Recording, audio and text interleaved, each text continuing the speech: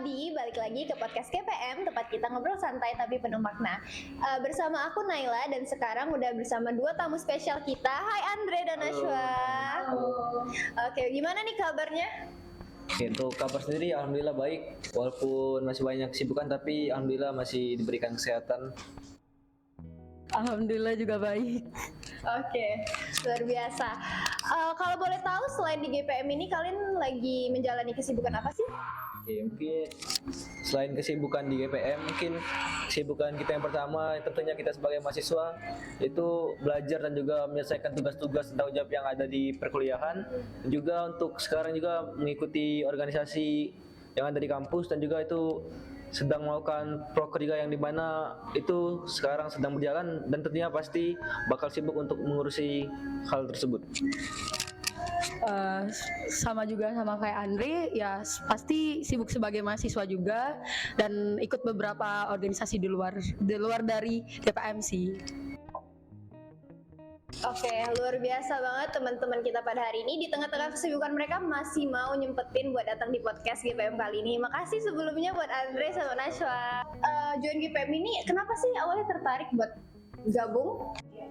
Oke, nah kalau untuk awal mula bergabung di GPM sendiri itu pada periode kemarin yaitu periode 2024. Dan untuk kenapa saya tertarik mengikuti organisasi GPM ini? Seperti yang kita tahu bahwasannya GPM ini kan bergerak di bidang pengabdian masyarakat, di mana latar belakangnya itu lebih ke pengabdian. Tentunya saya memiliki ketertarikan dengan hal tersebut, di mana dari proker-proker yang dijalan di GPM ini tentunya sangat seru dan juga memberikan dampak yang sangat luas kepada masyarakat. Contohnya dengan kita melakukan infrastruktur, kita tentunya membangun sesuatu di sana yang tentunya bakal berdampak seperti dengan membangun bak sampah pada periode kemarin. Dan itu bak sampah itu kan dampaknya dari masyarakat di sana tuh bisa membuang sampah di sana dan mengurangi limbah ataupun juga pembuangan yang tidak teratur. Dan juga kita juga mengikuti kegiatan seperti GPM Care, di mana itu kita memberikan bantuan kepada adik-adik di panti asuhan dengan memberikan pakaian, memberikan alat tulis dan juga memberikan makanan kemarin. Jadi dengan seperti itu, rasa empati kita sebagai seorang manusia dan juga seorang mahasiswa menjadi lebih tinggi lagi. Karena kan kalau tugas kita juga bukan hanya sekedar belajar saja, tapi hal-hal tersebut juga harus kita pelajari karena sangat berguna untuk kehidupan kita ke depannya. Oke, jadi ketertarikan Kak Andre ini buat join GPM itu karena berawal dari ingin memberikan dampak kepada masyarakat ya? Iya, benar sekali. Nah, awalnya bermula dari situ. Oke, luar biasa. Oke, selanjutnya buat Nashwa. Kebetulan Nashwa di sini anggota baru di GPM 2025 ya, Nashwa? Nah, Oke, mungkin sama kurang lebih pertanyaannya buat join GPM ini, kenapa sih awalnya tertarik buat gabung? nah untuk gimana sih bisa tahu GPM kan berawal dari awal-awal tuh kan udah pernah ikut juga, maksudnya ikut kegiatan pengabdian masyarakat itu tuh untuk waktunya tuh tahun kemarin. Nah karena itulah kayak ada nggak sih di Polsri ini juga yang kurang lebih tuh mirip-mirip lah yang ikut ada kegiatan pengabdian masyarakat juga. Terus lihat SW teman itu kebetulan salah satu pengurus di GPM ini. Oh ternyata ada ya yang kurang lebih tuh mirip kayak kegiatannya tuh ya pengabdian masyarakat, kegiatan sosial gitu, langsung ketemu masyarakat langsung. Kebetulan karena itu sih bisa kenapa join GPM awalnya. Oke, jadi ketertarikan Nashwa itu dimulai tahu dari temen ya? Benar. Dan kayaknya dari cerita Nashwa ini udah berpengalaman banget dan emang udah tertarik sama dunia pengabdian. Bener nggak Nashwa? Benar. Oke, semoga semangatnya tetap berjalan ya sampai akhir kepengurusan. Amin. Oke, mungkin lanjut aja buat pertanyaan selanjutnya, Kak Andre. Kak Andre nih kalau boleh tahu sebelum jadi ketua GPM menjabat jadi apa Kak? Kalau sebelum menjadi ketua itu menjabat di divisi PSDM sebagai staf kepemudaan. Oh, oke. Nah, waktu jadi anggota PSDM, hal yang paling berkesan menurut Kak Andre itu apa dan mungkin tantangan selama Kakak jadi korbit PSDM? Oke, Nay. Mungkin untuk tantangan sendiri selama menjadi korbit bidang kepemudaan, sebenarnya kalau untuk korbit sendiri tugasnya itu hanya membantu kadif dan sekdifnya, Nay, yaitu membantu dalam hal mungkin lebih spesifiknya itu ke dalam proker, Nay, karena saya sendiri itu pernah menjadi ketua pelaksana, wakil ketua pelaksana, intinya tuh sebagai pengurus panitia inti di dalam proker yang dijalankan oleh divisi PSDM. Nah, untuk tantangannya sendiri mungkin selama menjadi ketua pelaksana, wakil, koordinator itu tentunya kalau untuk ketupel kan kita harus mengkoordinasi banyak kepanitiaan nih, mulai dari divisi acara, divisi media, divisi gubdoc, divisi perlengkapan dan divisi lainnya. Tentunya kita tuh komunikasi yang harus dilakukan tuh harus jalan terus agar progres yang mereka lakukan juga tetap berjalan. Soalnya kalau komunikasi dari mereka tuh kurang, nanti takutnya ada hal-hal yang miskom atau dan lainnya dan juga itu kayak perlu kita tanya juga lah, ada kendala nggak dari progres ini, ada kendala itu nggak, soalnya kita juga nggak bisa kayak memaksakan mereka. Kalau emang mereka nggak bisa kan tentunya harus dari tupelnya yang membantu hal tersebut. Mungkin kalau dari saya sendiri juga nggak bisa membantu, saya juga sharing lah ke SC kan, Kak gimana nih, ada kendala kita, mungkin dari SC juga memberikan solusi. Jadi intinya kalau untuk tantangan tuh mungkin dari segi komunikasinya tuh yang harus perlu ditingkatkan. Dan juga tapi alhamdulillah untuk sejauh kemarin kayaknya gak pernah tuh yang sampai benar-benar miskom. Intinya kita tuh saling follow up lah satu sama lain sehingga proker yang dijalankan tuh menjadi terlaksana dengan baik. Alhamdulillahnya sampai dengan akhir periode Kebetulan juga untuk bukan hanya di divisi PSDM yang proker yang saya jalankan, kebetulan juga pernah menjadi ketua pelaksana dari proker utama GPM yaitu pentas seni di mana disitulah mungkin tantangan itu banyak tapi alhamdulillah bisa terlewati dengan baik. Mungkin itu untuk jawabannya Oke. Untuk tantangan mungkin emang ya wajar ya Kak, di dalam sebuah organisasi ataupun bermasyarakat pasti kita menghadapi tantangan. Tapi alhamdulillahnya dari Kak Andre tadi untuk tantangan itu bisa teratasi, walaupun banyak tantangan semuanya bisa diatasi. Ya, itu juga tentunya ada bantuan dari banyak pihak Oke, mungkin lanjut aja nih. Nashwa kan baru nih gabung di GPM kan. Walaupun baru tapi pasti ada dong kesan dari pengalaman atau kegiatan yang baru Nashwa ikutin di GPM. Nah kalau boleh tahu gimana sih kesan Nashwa tentang GPM? Kesan awal join GPM ya sesuai yang kayak kita lakukan setiap memulai hal baru kan, untuk tidak terlalu meletakkan ekspektasi setinggi mungkin. Jadi awalnya yang kayak oke, ya udah join aja gitu. Terus ternyata GPM nih bikin yang kayak kita dapat teman baru, terus pengalaman baru. Selain itu langsung terjun ke masyarakat. Jadi keren sih. Terus yang paling applause-nya lagi guys, sistem panitia di GPM nih lumayan out of the box loh. Soalnya ternyata sistemnya kayak acak itu maksudnya gimana ya? Kayak semuanya tuh dapat kesempatan. Jadi kan kita kan newbie kan, maksudnya beginner baru. Jadi kayak agak sungkan gitu kan kalau misalnya sistemnya kayak G-form, kayak daftar gitu kan. Tapi kalau sistemnya yang kayak sistem yang kayak diacak, kayak semuanya bisa kasih kesempatan kan, kita bisa insya Allah kan bakal lebih enjoy lagi karena kan kita dikasih amanah gitu kan. Lebih kayak dikasih kepercayaan nih gitu. Jadi insya Allah bakal dilakukan sebaik mungkin. Itu sih kerennya GPM. Terus BPH-nya juga supel, merangkul banget. Jadi kalian tuh nggak bakal yang namanya kayak di pojok sendirian gitu, pasti bakal ditegur.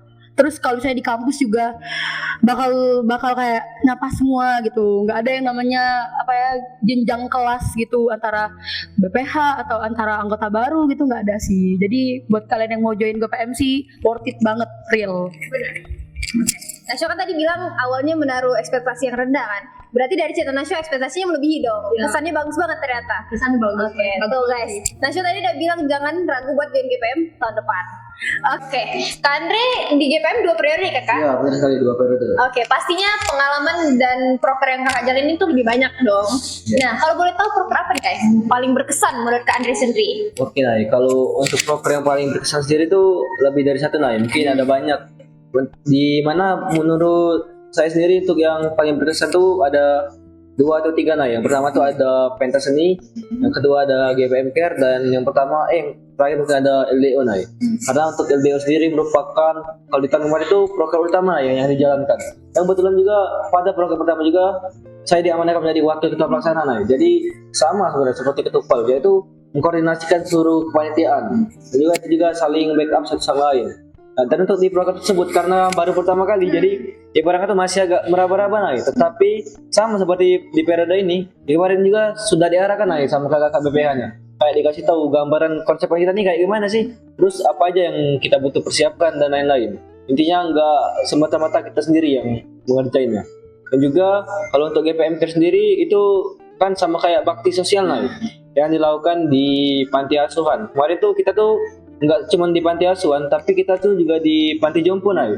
Kalau untuk di panti jompo kita cuma kayak ngasih bantuan pakaian sama sembako kalau nggak salah kemarin. Dan untuk di panti asuhan itu kita kayak ngasih alat tulis sama adiknya, sama juga makanan, sama snack ciki-ciki. Itu kemarin tuh kan nggak cuma sekedar ngasih nih, kita tuh kayak bikin program kerja yang benar-benar kayak kegiatan. Jadi ada pembukaan, ada tilawahnya, ada kayak session-sessionnya. Jadi nggak semerta-merta langsung cuma ngasih. Jadi dari situ kita mempunyai pengalaman nih, kayak gimana sih cara kita tuh buat merangkul adik-adik di sana, nggak cuma sesama kita kan. Gimana sih cara kita biar bikin mereka tuh seru nih. Karena kan pasti mereka tuh yang ada di situ kan kayak mungkin kekeluargaan dari keluarga mereka kan pasti kurang nih. Jadi ibaratkan kita kesana tuh kayak ngasih sesuatu yang mungkin jarang mereka rasakan nih. Juga kemarin kan ada kayak sesi game-gamenya tuh, alhamdulillah seru-seru kemarin. Adik-adiknya juga kayak excited juga buat ikut di kegiatan tersebut. Dan untuk yang terakhir tuh pentas seni. Kalau pentas seni ini mungkin paling seru dan paling berkesan nih, karena Kenapa tuh Kak emangnya? ada banyak hal nih. Yang pertama mungkin dari persiapannya nih. Cuman di proker ini yang kayak ketua pelaksana itu dipilih melalui voting, nggak cuma sekedar dipilih secara langsung. Alhamdulillah kemarin juga saya yang kepilih nih untuk diamanahkan menjadi ketupel. Dan juga untuk persiapannya kurang lebih 1 bulan lebih. Tapi kalau untuk persiapannya sebenarnya dari mulai kita pengajaran sih, soalnya kan yang ditampilkan ada dari pengajarannya nih. Nah, tetapi kalau untuk persiapan kepanitiaannya tuh selama 1 bulan lebih. Dan juga kemarin tuh kayak ada hal-hal lah ya, yang kayak tantangan yang kayak tidak terduga. Tapi alhamdulillah bisa dilewati. Kayak mulai dari tempat, dari persiapan lain, kayak kita tuh di akhir-akhir periode tuh naik untuk kelas tuh makin sepi nih dari adik-adiknya. Minat mereka tuh semakin kurang. Berarti salah satu tantangannya. Tantangannya. Tapi alhamdulillah naik untuk dari kakak pengajarnya nih, mereka tuh cari cara nih. Gimana sih supaya adik-adik itu datang? Opsi yang pertama kami lakuin tuh kan naik tas sendiri. Kalau kalian kan kalau kita kasih kayak makanan, kasih hadiah, mereka tuh seneng kan. Jadi setelah dikasih tuh jumlah mereka tuh minggu ke minggu makin bertambah lagi. Dan juga kami di akhir tuh melakukan pengabdiannya bukan di hari Minggu nih, tapi di hari Sabtu, karena dari yang kami lihat kemarin itu banyak acara nikahan nih. Kalau di desa-desa kan tahu lah nih.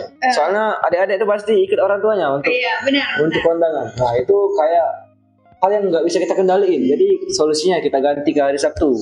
Nah dan juga mungkin nih mulai dari kayak pengajuan proposal nih kan kalau seandainya kita nggak minta proposal kayaknya dana dari kita tuh cukup, tapi kayak nggak bisa bikin semewah kemarin. Mungkin kayak dari tenda itu kan mahal nih, soalnya jarak tempuh ke desa tersebut juga jauh. Jadi yang kita lakukan kemarin itu kita minta bantuan dari PT, mengajukan proposal, dan alhamdulillahnya keempat PT tersebut mengaksesi proposal kita. Kalau bisa dibilang kayaknya 50% tuh dari 60 dari mereka nih bantuan dana. Dan juga tentunya kami juga dengan kabar tersebut nih saat menjalani itu kan menjadi lebih berasa terbayarkan lah ya, karena tidak sia-sia berarti apa yang kami lakukan disupport lah oleh masyarakat, oleh PT.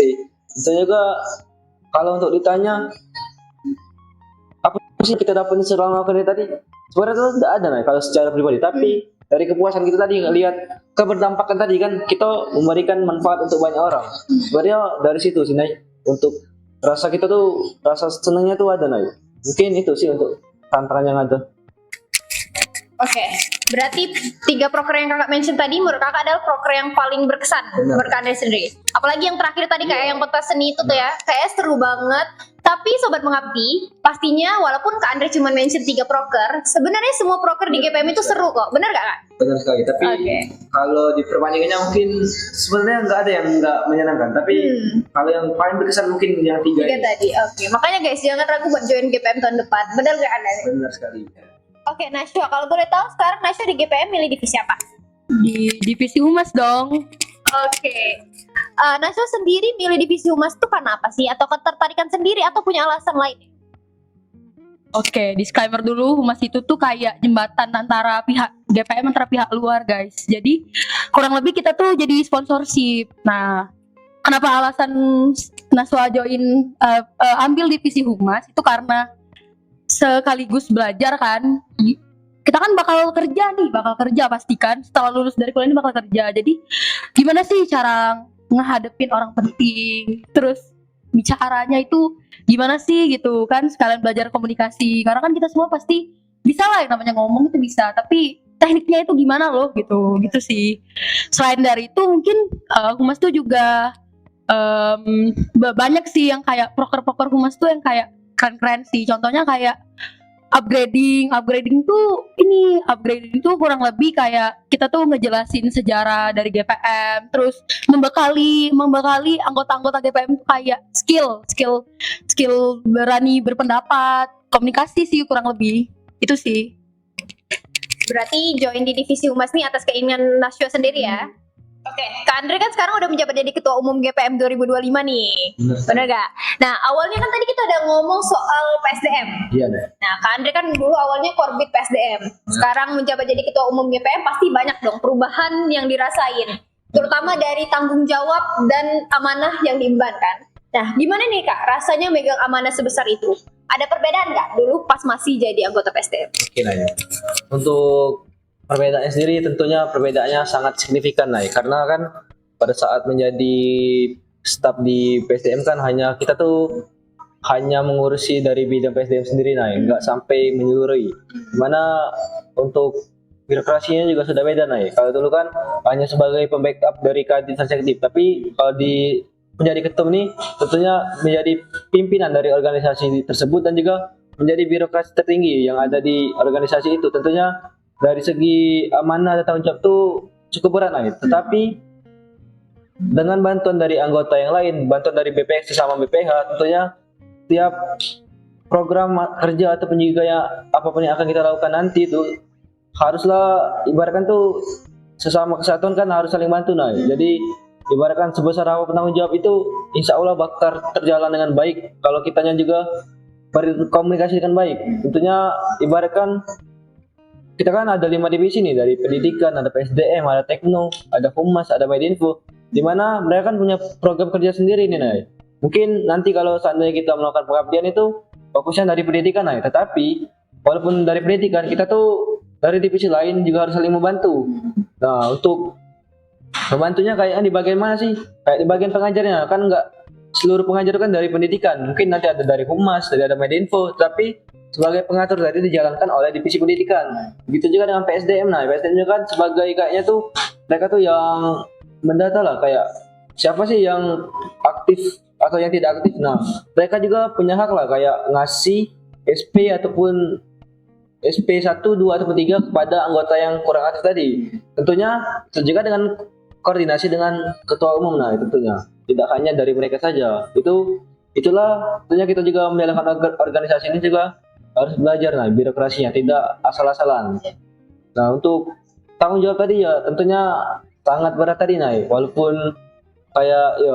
juga tetap dibantu sama yang lain kan tentunya ada rasa yang kayak nanti gimana ya kalau kayak program ini gagal, pasti yang bakal lihat tuh pasti ketuanya kan. Tapi tentunya insya Allah kita kan melakukan hal yang baik ini nah, niat yang baik. Tapi insya Allah selagi kita emang benar-benar niat itu pasti hasilnya positif. Itu sih Nay untuk jawabannya. Oke. Berarti untuk perubahan signifikan yang Kak Andre rasain tuh pastinya dari tanggung jawab dan amanahnya kan. Mungkin pas awalnya Kak Andre kan cuma menjabat jadi korbit PSDM, di mana membawahi PSDM. Sekarang Kak Andre harus bisa membawahi semua divisi yang ada di GPM, di mana tanggung jawabnya lebih besar, benar kan Kak Andre? Harus bisa mengkoordinasi semuanya ya dengan baik agar tidak terjadi miskomunikasi. Iya, di mana sebenarnya tanggung jawab ini bukan tanggung jawab yang mudah, tapi Kak Andre bisa untuk menjalani tanggung jawab dan tugas yang sudah diberikan. Pastinya, karena kan saya sendiri kan terpilih menjadi ketua umum kan bukan hasil pilih-pilihan, tetapi hasil musyawarah yang dipilih juga oleh anggota kembali. Tentunya tanggung jawab itu harus kita bayar lah, Nay, istilah. Iya benar. Berdirinya Kak Andre di sini sebagai ketua GPM kan bukan berarti tanpa alasan. Kalau Kak Andre sudah menjabat jadi ketua GPM 2025 berarti Kak Andre memang layak untuk jadi ketua GPM 2025. Amin. Luar biasa. Semoga tetap amanah ya Kak sampai akhir kepengurusannya. Oke, mungkin langsung ke Nashwa nih. Kalau misalnya Nashwa disuruh untuk mendeskripsiin GPM ke teman-teman Nashwa atau disuruh cerita ini tentang GPM, Nashwa tuh bakal jelasin gimana sih organisasi ini dengan kata-kata Nashwa sendiri? Ke teman-teman sih lebih ke kayak GPM tuh bukan hanya organisasi formal sih, kayak dia juga ada yang tadi kan bakti sosial, terus infrastruktur, pembangunan infrastruktur juga ada, terus upgrading, GPM Care itu ke panti. Jadi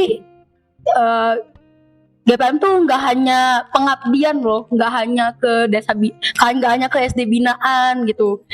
Jadi GPM tuh kompleks sih. Terus mungkin untuk teman-teman aku kan, karena kemarin sempat beberapa juga yang nanya kayak GPM tuh gimana sih? GPM tuh asik nggak? GPM tuh bener-bener sekeren itu nggak gitu kan? Terus aku bilang kayak ya emang GPM tuh emang sesuai dengan yang dia bilang sih, menginspirasi, tulus hati. Jadi untuk kalian yang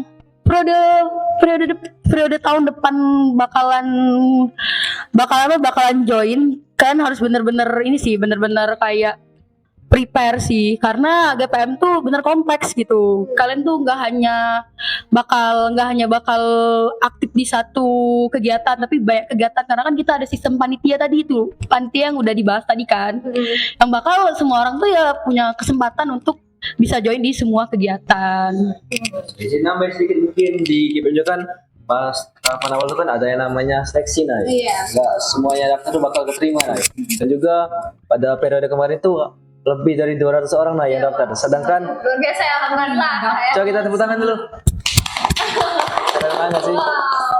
Nah, untuk 200 orang, Nay, 200 orang, dan yang keterima tuh kalau dari anggota lama tuh cuman sekitar 130-an, Nay. Jadi kurang lebih yang ketemu lagi tuh 70 orang. Jadi kita yang ada di sini dan yang sedang menjalankan di sini adalah orang-orang pilihan. Tetapi bukan berarti mereka yang nggak lulus tuh kurang baik. Tetapi memang kapasitas dan limit yang kita miliki jumlahnya segitu, Nay. Tapi pokoknya persiapkan saya dengan baik. Saya kan memang memiliki niat yang tulus dan menginspirasi tulus hati. Pasti insya Allah bakal lulus. Benar. Itu saja. Buat kalian yang kemarin kan ngerasa kayak belum lulus, itu mungkin bukan nggak lulus, berarti hanya belum lulus saja. Coba lagi di tahun depan sih. Itu di periode sekarang ada yang kayak gitu. Dia di tahun kemarin dia nggak lulus, tapi di periode ini lulus. Itu artinya kalau kata orang tuh kesempatan tuh Nggak hanya datang, iya, nggak datang satu kali, tapi terus dicoba. Pokoknya siapa yang berani usaha ya pasti bakal dikasih jalan sama yang di atas. Benar. nggak ada yang sia-sia guys. Iya. Jadi jangan ragu buat join GPM tahun depan. Benar gak semuanya? Benar. Buat Kak Andre, dari semua pengalaman Kak Andre di GPM nih, kalau misalnya diminta deskripsiin GPM dengan 3 kata, Kak Andre bakal jawab apa? Oke, Nay. Kalau mungkin disuruh mengekspresikan 3 kata mungkin ada nih, Nay. Yaitu yang pertama tuh menginspirasi, Nay. Oke, yang Yang kedua? kedua itu setulus. Yang ketiga hati, Nay. Karena kata-kata yang sudah disebutkan itu merupakan tagline dari GPM pada tahun 2025 ini, Nay. Dan juga dari setiap kata tuh memiliki makna tersendiri, Nay. Mulai dari kayak menginspirasi kan. Berarti kita nih sebagai kayak organisasi yang bergerak di bidang pengabdian tuh menginspirasi banyak orang lah agar tergerak juga melakukan hal yang sama. Dan yang kedua dan tiga itu kan ada tulus hati. Intinya kita melakukan sesuatu tuh dari hati kita, Nay. Dari niat yang tulus, dari niat kita sesuai hati kita lah. Dan juga kita pasti kalau sudah tulus hati kan berarti tidak melakukan itu secara terpaksa, Nay. Jadi ibaratkan kalau kita melakukannya itu tulus, ibaratkan juga kita dapat itu kayak rasa yang beda lah, Nay, kalau kita sudah melaksanakan sesuatu. Intinya tadi itu makna-makna tersebut tuh intinya memiliki arti yang dalam lah, tidak cuma sekedar kata-kata aja, Nay. Mungkin itu kalau mau buat pemaknaan deskripsinya. Oke. Buat 3 kata yang dipilih Kak Andre udah mencerminkan GPM banget ya, Kak? Juga sudah dinotis di awal tadi kan tagline dari GPM. Iya. Inspirasi. Oke, jadi FYI tadi yang disebut Kak Andre itu merupakan tagline dari GPM 2025, benar kan, Kak? Oke, mungkin lanjut dikit nggak? Oke, kalau buat Nashwa nih sebagai anggota baru, apa sih harapannya selama jadi bagian dari GPM? Terutama kan Nashwa sekarang di divisi humas nih. Nah, itu apa harapan dari Nashwa sendiri? Harapan untuk GPM kedepannya sih semoga sesuai dengan yang tagline-nya tadi, menginspirasi setulus hati, terus sesuai dengan proker yang udah dibikin, terjalan dengan lancar, baik. Terus nanti kan bakal ada pensi, terus semoga itu berjalan dengan lancar sesuai dengan harapan kita masing-masing ya. Untuk terutama untuk humasnya sih semoga saya sendiri sih bisa mengemban amanah yang udah dibicarakan waktu wawancara kemarin kan, yang udah di sesi tanya jawab, udah semoga yang aku bilang kemarin waktu wawancara itu terlaksana semua sih. Terus mungkin lebih ke prokernya juga lancar, kurang lebih sih itu sih. Oke, makasih Nashwa buat jawabannya. Semoga harapan-harapan Nashwa tadi bisa terkabul ke depannya ya. Amin. Nah, itu dia tadi cerita dari teman-teman kita. Tapi mungkin sebelum kita tutup, ada pertanyaan nih Kak Andre. Kan sekarang udah banyak anggota baru yang join GPM nih, bener kan? Bener. Nah, buat teman-teman dan anggota baru yang baru banget terjun di dunia pengabdian, terutama dari lewat GPM ini, apa sih saran dan masukan ataupun sekaligus harapan Kak Andre buat anggota baru yang terjun di GPM tahun ini? Oke, nah, kalau untuk saran dan masukan sendiri mungkin yang pertama lebih diluruskan lagi niat awal masuk ke dalam organisasi itu apa. Karena kan kalian kemarin diwawancarakan sudah banyak ditanyakan kayak komitmen kalian yang bakal kalian lakukan di sini itu apa saja. Intinya saya harap juga bisa bertanggung jawab lah dari awal sampai akhir periode, dan juga tentunya tanggung jawab tuh kalau kita sudah kayak janji ke orang lain kan harusnya bisa kita tepatin aja. Jadi bisa dilihat lagi kayak oh aku lah bisa masuk ke sini, sedangkan aku lah nyikir ke 70 orang tadi Nay. Ya kalau ibaratnya tidak menyelesaikan tanggung jawab, alangkah tidak bertanggung jawab tadi orang tersebut kan. Jadi intinya pokoknya lebih diluruskan lagi niat, lebih dicari tahu lah. Kalau seandainya memang ngerasa kurang aktif, coba dilihat lagi apa sih faktor yang membuat kita tuh kurang aktif. Kalau cak kita kurang ngadu kawan di sana yo. Sebenarnya tujuan awal untuk masuk sini kan untuk nyari relasi yo. Cak jujur dari benar. Kalau dari aku pribadi tuh di awal masuk tuh udah ada kawan. Maksudnya cuma ada kawan dari cikok kelas, dari BPH juga sekarang kan. Tapi pas masuk di organisasi ini, alhamdulillah bisa dapat lumayan banyak kawan lah. Intinya kita tuh berkomunikasi lah di situ. Sosialisasi. Benar, bersosialisasi itu sama seluruh orang, jangan milih-milih. Misalnya, kita lagi di divisi acara nih, kita sebagai anggota, berkomunikasi lah dengan acara yang lain. Iya benar. Jangan sampai kita cuma ngerjain job desk baik. Padahal yang dibutuhin dari situ tuh komunikasi kalian untuk menyelesaikan masalah-masalah ataupun job desk yang ada tadi. Pokoknya diluruskan lagi niat kalian, karena kalian tuh bakal ngerasa tuh di akhir periode kalau organisasi ini sebenarnya tidak lama tapi berkesan dan bermanfaatnya untuk kalian ke depannya nanti. Dan untuk harapannya semoga seluruh anggota GPM 2025 yang sekarang ini tuh dapat benar-benar kasih 100% yang sudah mereka bilang pas wawancara kemarin. Gak ada yang kayak setengah-setengah, gak ada yang kayak ninggalin, hilang-hilangan. Pokoknya kita tuh kasih yang terbaik lah. Ingat lagi tujuan kita tuh buat diri kita, buat organisasi ini sama buat masyarakat. Jadi diseimbangkan, intinya dikomunikasikan. Kalau memang kayaknya aku tidak bisa nih kayak ikut di hari ini ya, komunikasikan kayaknya bakal memaklumi lah dari BPK-nya kalau emang kalian ada kejelasan. Mungkin kalau harapan buat GPM-nya yang pasti semoga lebih maju lagi sih buat kedepannya, lebih saling merangkul lagi, lebih ibaratkan GPM kan bidangnya tuh di pengabdian masyarakat nih. Harusnya kita tuh empati kita tuh harus benar-benar tinggi Tidak cuman kami ini mengabdi di desa ini. Kalau kita ketemu di jalan nih lagi mogok atau lagi butuh bantuan, diperhatiin lah mereka, karena kita nih berdampak tuh harus lebih luas, tidak cuman sekedar dari desa binaan kita Mungkin itu untuk jawabannya. Oke, makasih banyak Kak Andre buat teman-teman atau anggota baru. Semoga tadi masukan dan saran Kak Andre bisa diterapkan ke kita masing-masing, dan semoga buat harapannya juga bisa terkabul ke depannya. Amin. Oke, Sobat Pengabdi, sebelum kita tutup podcast pada kali ini, mungkin biar GPM banget kita tagline dulu kali ya. Nah, untuk tagline sendiri mungkin bakal dipimpin sama ketua GPM-nya sendiri nih, Kak Andre. Oke, nah mungkin kita bakal tagline juga biar sobat-sobat mengabdi juga tahu kan. Iya. Oke, mungkin bisa kita mulai weh. KPM 25 menginspirasi setulus hati. Menginspirasi setulus hati dari Polsri. Oke, see you. Dadah.